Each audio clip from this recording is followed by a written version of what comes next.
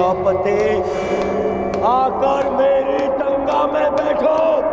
आओ!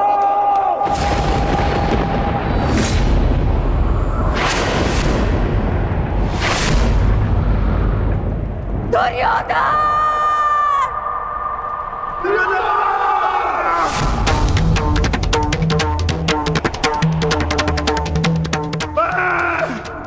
पांडुपुत्र भीम, ये प्रतिज्ञा लेता हूं कि मैं तुम्हें ऐसी मृत्यु दूंगा कि संपूर्ण भूमि सदियों तक कांप उठेगी।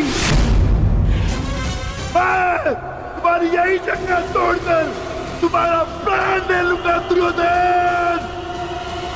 ये मेरा प्राण है, ये मेरा प्राण है, ये मेरा प्राण है।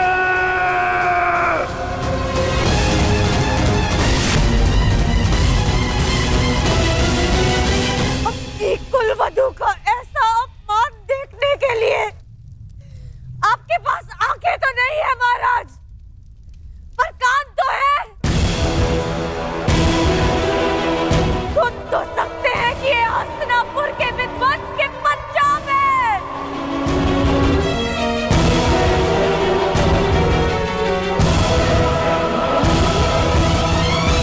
इस समय मैं कुछ नहीं कर सकता पांचाली। तुम दुर्योधन की दासी हो और तुम्हें उसकी आज्ञा का पालन करना होगा।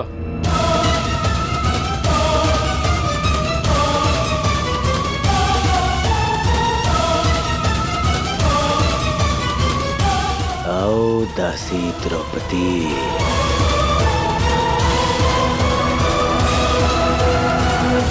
अपने स्वामी की आज्ञा का पालन करो। आओ। मैं यज्ञ की अग्नि से जन्मी यज्ञ सेनी हूँ दुर्योधन,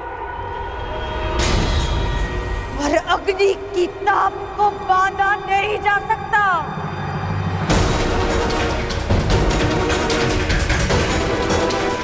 मैं दासी नहीं हूँ, मैं स्वतंत्र हूँ, और मैं अभी इसी क्षण इस राजसभा का तिरस्कार करती हूँ।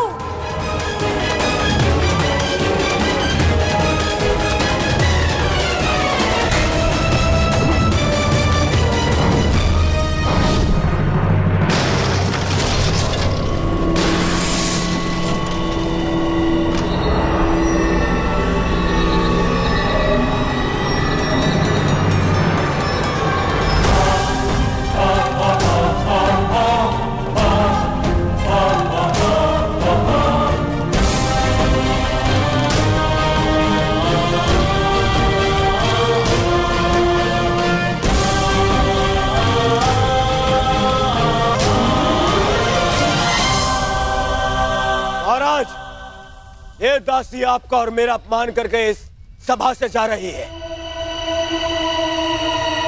क्या इसे दंड देने का अधिकार है मुझे? द्रौपदी, यदि तुमने दुर्योधन की आज्ञा नहीं मानी तो तुम दंड की पात्र होगी।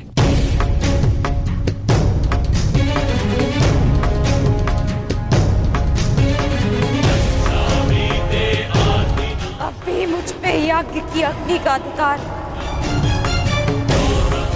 अभी मुझ पर मेरे पिता का अधिकार। पांडव भले ही अपनी पत्नी को हार गए हो, परंतु द्रौपदी अब भी स्वतंत्र।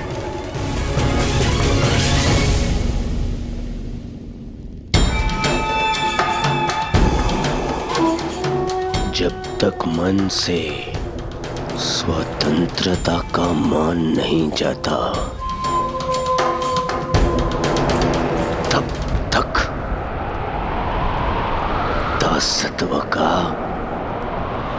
भान नहीं होता।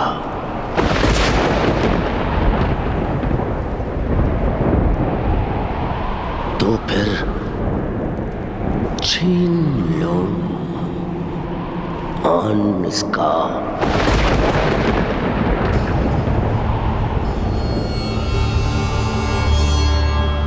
वस्त्र हरण करो इस दासी का।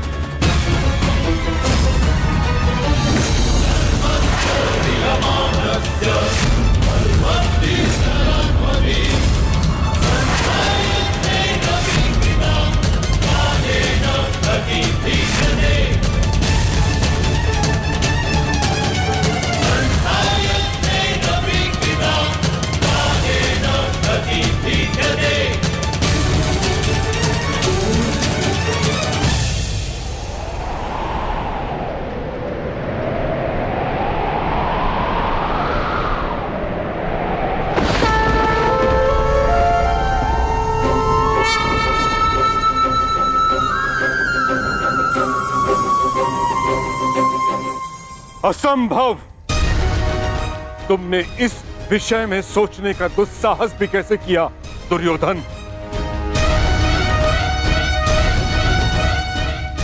जब मनुष्य पर नाश चाहता है पहले उसका विवेक हार जाता है दुर्योधन। अपने विनाश को आमंत्रण मत दो।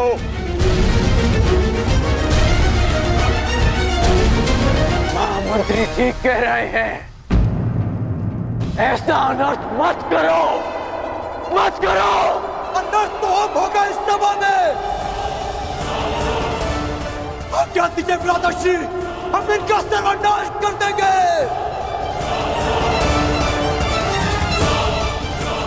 हाँ देश, गुरुकुल में हुए इस पाप का कलंक मैं अभी यही कौरवों के रक्त से धोऊंगा।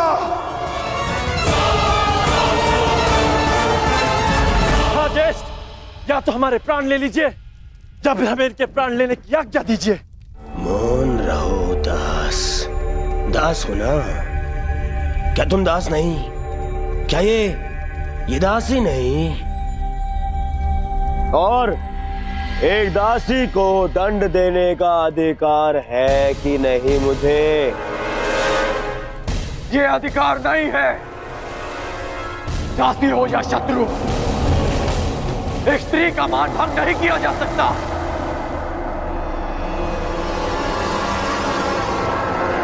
और वो एक कुलवधू है।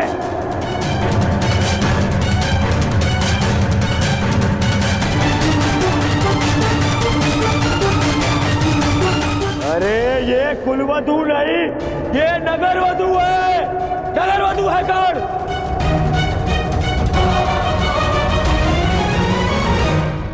तुम बताओ कर्ण, जो हर 2 महीने में अपना पति बदले, वो कौन है?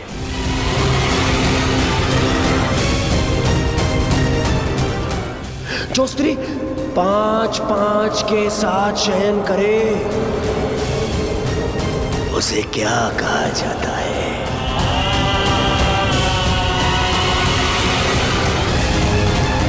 बताओ कर्ण। शब्दकोश में 5-5 पुरुषों के साथ में संसर्ग करने वाली स्त्री को क्या कहते हैं?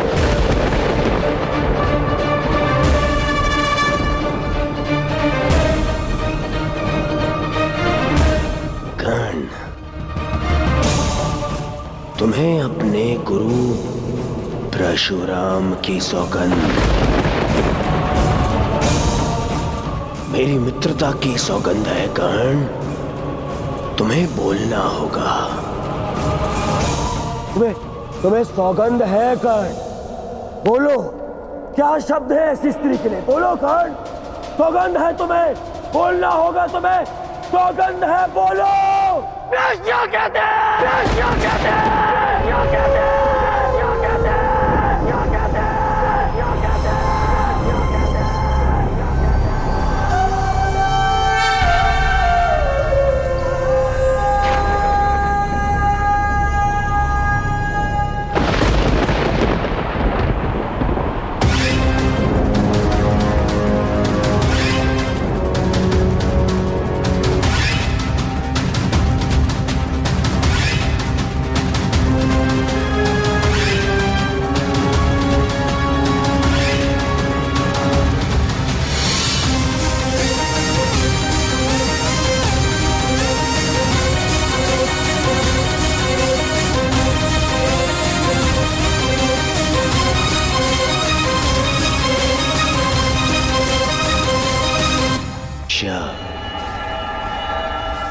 अकेले में वस्त्र उतारे या सबके सामने, कोई अंतर नहीं। उससे उसका मान भंग नहीं होता, अपितु दर्शकों को आनंद मिलता है। दुर्योधन, इसे क्षण बंद करो ये सब। अपने विनाश को आमंत्रण मत दो दुर्योधन। दुर्योधन, ऐसा प्रतीत होता है कि इस समय तुम्हें वस्त्र हरण करने का विचार त्याग देना चाहिए, क्योंकि यदि इस समय वस्त्र हरण किया तो इस सभा में बैठे महापुरुष अपने वचनों को तोड़कर हमारे प्राण भी हर सकते हैं। इस दासी के वस्त्र हरण से पूर्व तुम्हें इन वीरों का शस्त्र हरण कर लेना चाहिए।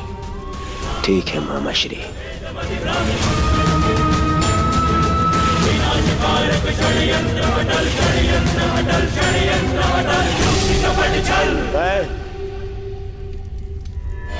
मैं इस दासी को क्षमा करने के लिए तैयार हूं,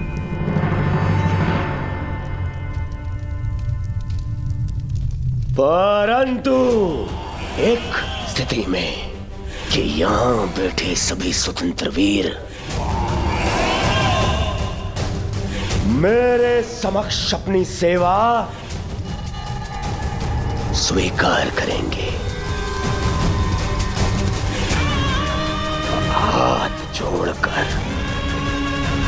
हाथ जोड़कर मुझे अपना स्वामी माने, सब शपथ लें कि यदि उनके शस्त्र उठेंगे तो वो केवल मेरे लिए उठेंगे। यदि स्वीकार है तभी मैं इस दासी को क्षमा कर सकता हूं।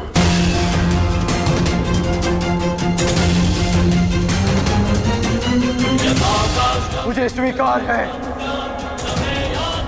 कि हमारे शस्त्र केवल तुम्हारे लिए ही उठेंगे। हम शपथ लेते हैं, हम तुम्हारा पक्ष और सेवा कभी नहीं छोड़ेंगे।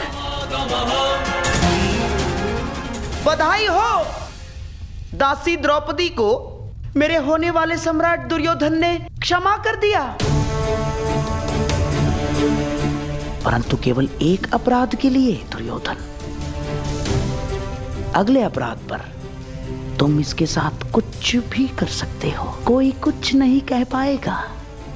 दासी द्रौपदी को और एक अपराध के लिए उकसाओ दुर्योधन, उकसाओ, ताकि मेरी प्रतिज्ञा और तुम्हारा प्रतिशोध दोनों पूर्ण हो जाए। हैं? अधर्म ने धर्म के पथ पर चलने के सभी अवसर ठुकरा दिए और धर्म का ध्वज थामने वाले मुख बैठे।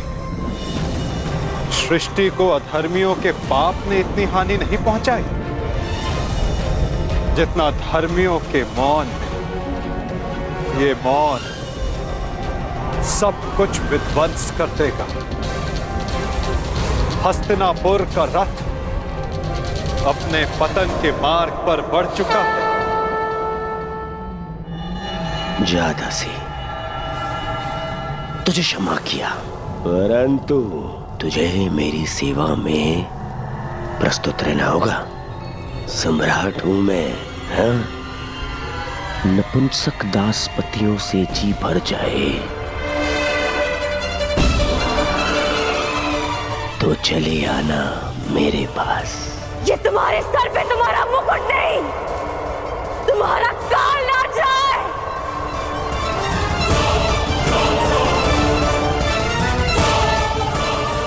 नीच!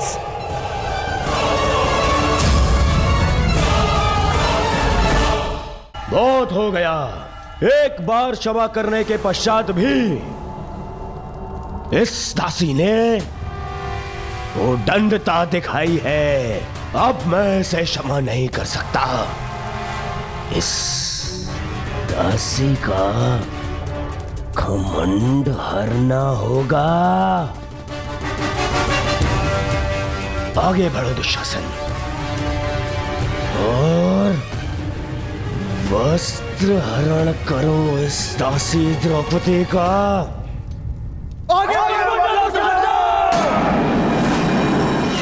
सर्वनाश हो जाएगा। हमारे दिए वचन का अनुचित लाभ मत उठाओ दुर्योधन। कौन रहिए आप सब?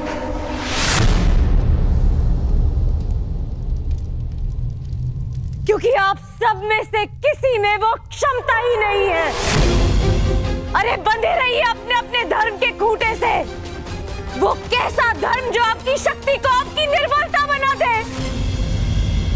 मुझे ऐसे धर्म से अपना मान बचाने की कोई आशा नहीं। जिन्हें बड़ा माना वो सब तो अपने अपने धर्म से बंधे। जिन्हें पति स्वीकार किया खुदास बन गए। आप सब मेरा रक्षण नहीं कर पाएंगे। अब मेरी सहायता वो ही करेगा जो सबसे बड़ा है और ये सारा संसार जिसका दास है।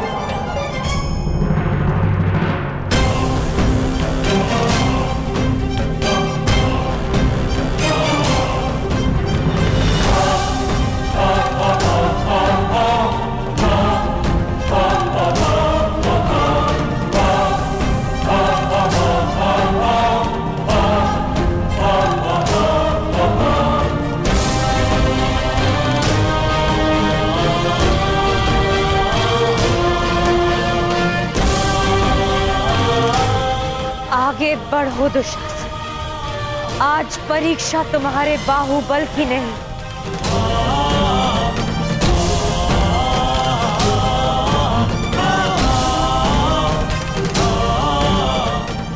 मेरी आस्था की है।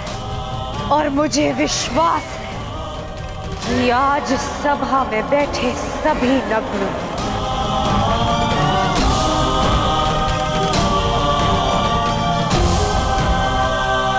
और द्रौपदी की रक्षा करने आप स्वयं आएंगे गोविंद।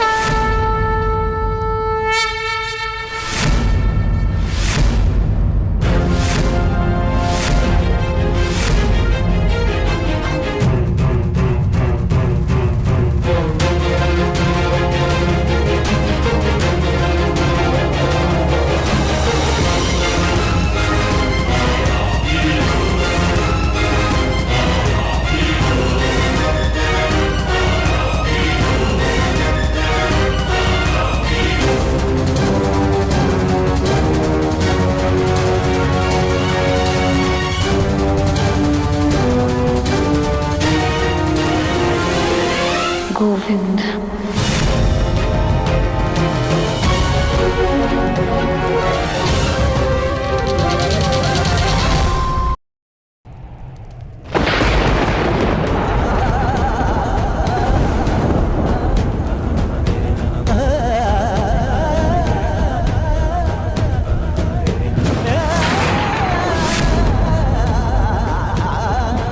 गोविंद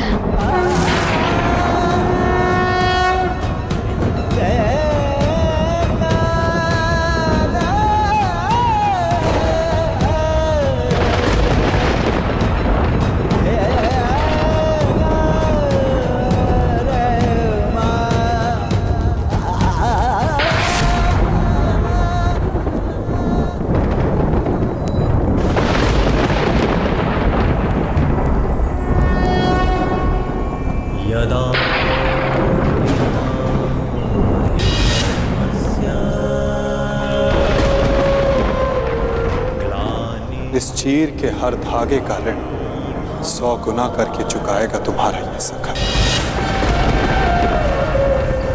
अभ्युत्थानम् अधर्मस्य तदात्मानं सृजा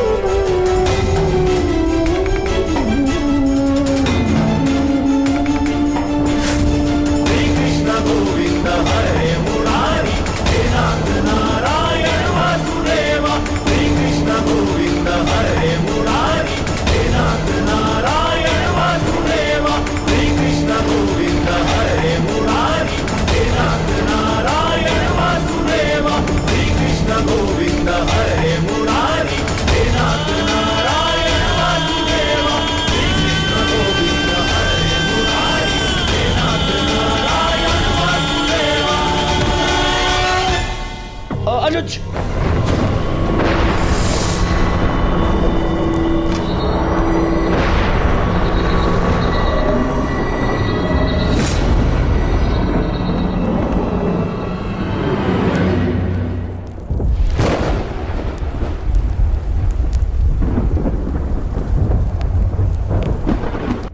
द्रौपदी,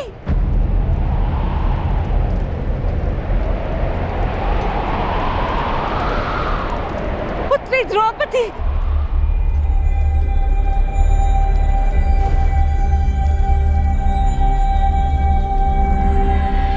ये क्या अनर्थ हो रहा है सभा में?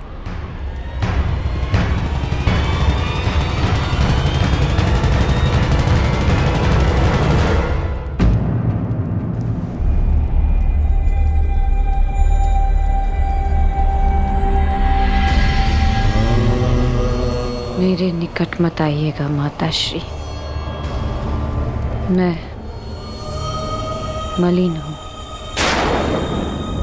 नहीं नहीं पुत्री, मेरी पुत्र वधु मलिन नहीं हो सकती। मैं आपकी पुत्र वधू नहीं,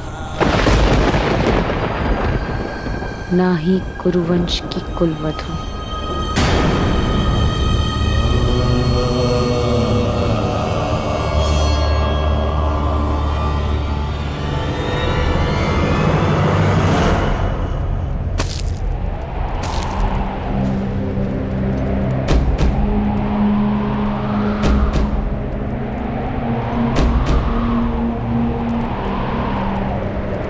और ना ही आपके पुत्रों की पत्नी।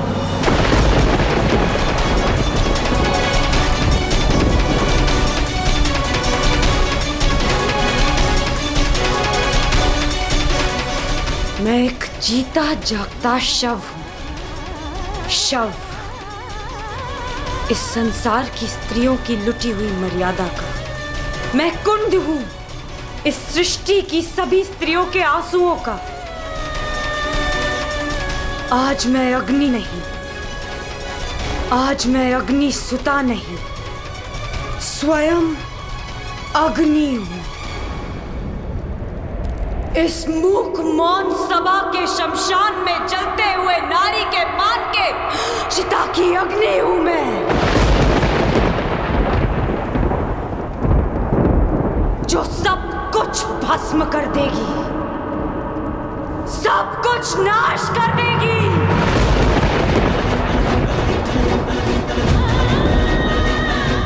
मैं जीव नहीं, साक्षात मृत्यु हूं, केवल मृत्यु। इस सभा में उपस्थित प्रत्येक अधर्मी की केवल मृत्यु।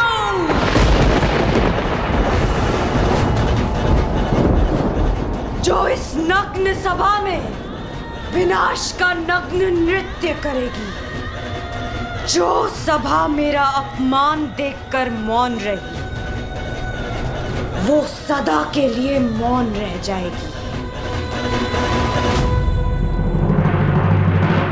मुझसे हरण किए गए वस्त्र इस सभा में सभी के शव वस्त्र बनेंगे।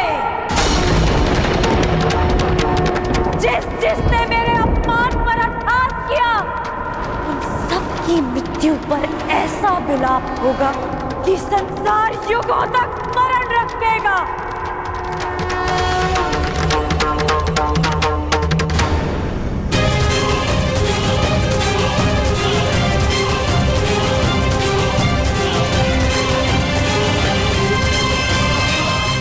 मैं याज्ञसेनी श्राप देती हूँ इस सभा को। नहीं पुत्री, इन्हें श्राप मत दो। अपनी ज्येष्ठ माता की बात सुन लो। क्यों सुनूं मैं किसी की? क्यों? जब मेरी चीत्कार किसी ने नहीं सुनी तो फिर क्यों? क्षमा कर दो पुत्री। मेरा श्राप ही क्षमा है महारानी, क्योंकि यदि दंड दिया तो इसी जीवन के प्रत्येक क्षण में नर्क का अनुभव होगा इन्हें।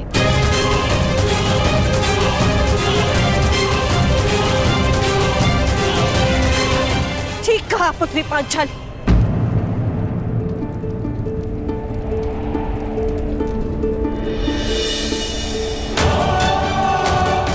इन सबको जीवन के हर पल नर्क का अनुभव होना चाहिए।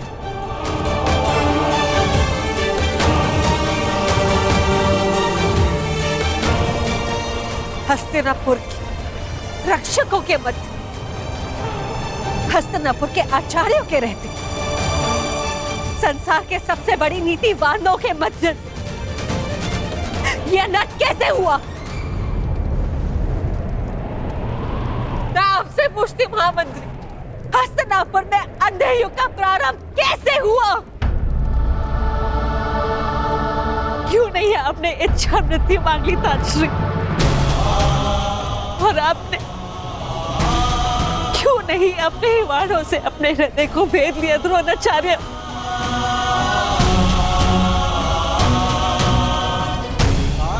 आज तुम्हारे मौन रहने के कारण देवताओं पर से विश्वास उठ चुका है मेरा। कैसे होने दिया ये अपना? कैसे बन गए इनके दास? कैसे? मैं द्वारका से कृष्ण की नारायणी सेना लेकर आऊंगी और बलराम के बल से विनाश कर दूंगी इसका।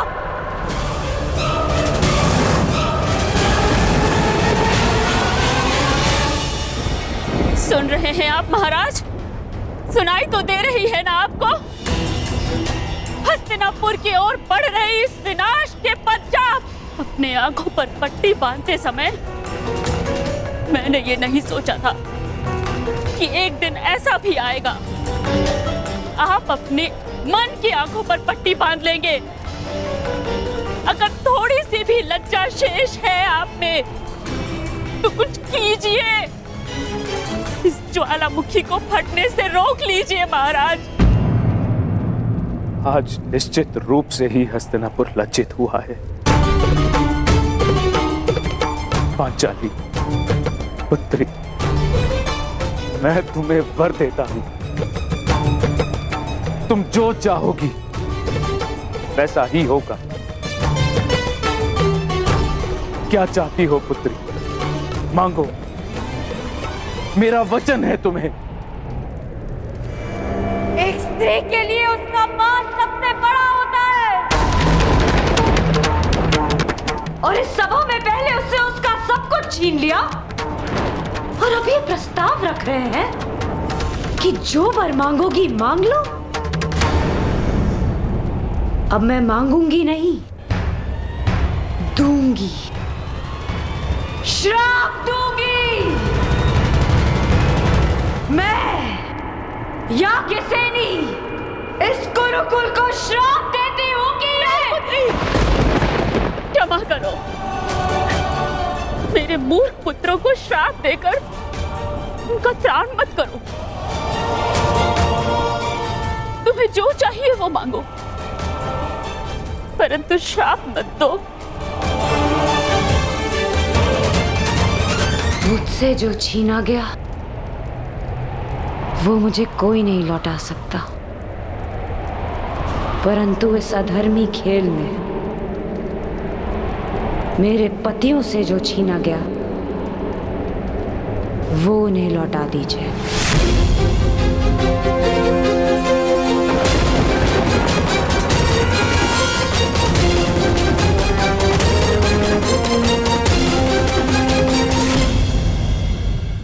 इस अधर्मी खेल में उनसे उनका बल छीना गया, शस्त्र छीने गए, उनका राज्य छीना गया। उन्हें उनका बल, उनका मान, उनके शस्त्र और उनका हारा हुआ राज्य लौटा दीजिए।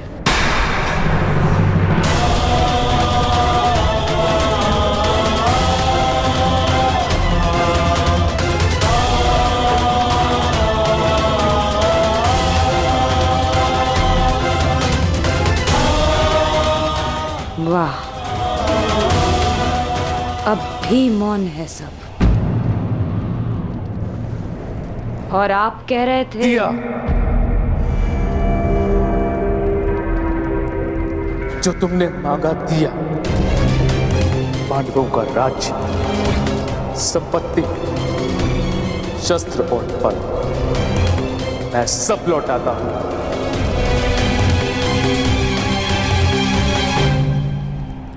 नहीं पिताश्री, मेरी जीती हुई संपत्ति को लौटाने का अधिकार आपको नहीं है पिताश्री।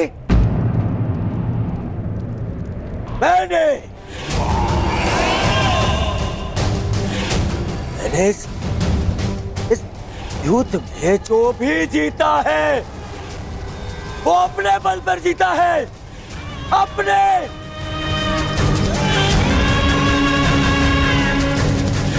बिना छल के जीता है, बिना युधिष्ठिर को विवश किए जीता है, बिना धर्म किए जीता है। फिर क्यों मैं इसे लौटा दूं? क्यों?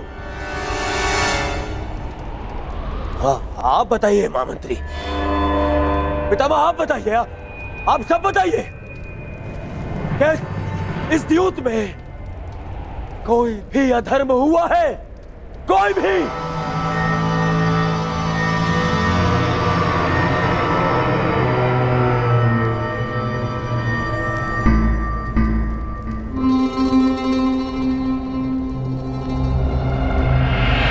फिर से मौन हो गए सब। अधर्म सामने खड़ा होके पूछ रहा है कि उसने क्या अधर्म किया, और सब फिर से मौन। इस सभा में इतना सब कुछ हो जाने के बाद भी आप सब मौन है।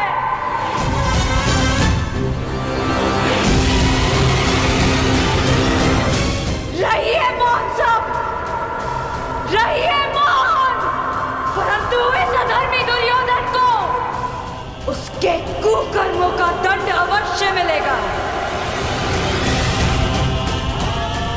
और उससे पहले इस सभा में उपस्थित वो हर व्यक्ति जिसने मौन रहकर ये अधर्म होते हुए देखा, उन्हें उनके मौन रहने का दंड मिलेगा।